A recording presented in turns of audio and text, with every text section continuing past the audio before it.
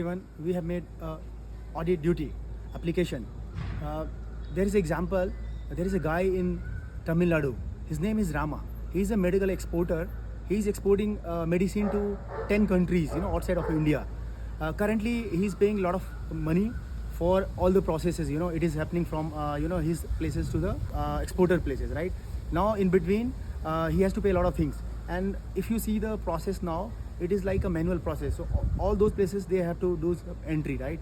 There is a high chance that if they do manual entry, there will be some mistake. So currently what is happening is like because of one mistake only, the shipment is getting delayed.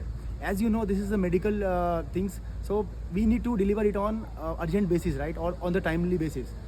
So because of this, the shipment is stuck in somewhere, suppose Chennai or somewhere in the other airport, and it got stuck. So basically, we have made this application which will do avoid this manual entry. So whenever any shipment is there, they just need to scan it. This is reading English document currently.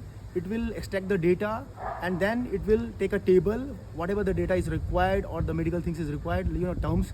So they will fill the data from the particular extracted file and then they will check whether all those information is correct or wrong or it is not matching the compliance. So what they will do is basically they will generate a report which is currently in English and then it can provide to the users. So suppose user is very friendly to the Tamil language or some other language rather than the English, then we have a model which will convert that English into the regional language, which language the customer want, so that it is easy for them to understand. And then once they see the the problem, and then they will do the entry. So it will completely make it very ease of operation, very good, and it will reduce a lot of complexity, and also the time to deliver, it will reduce it.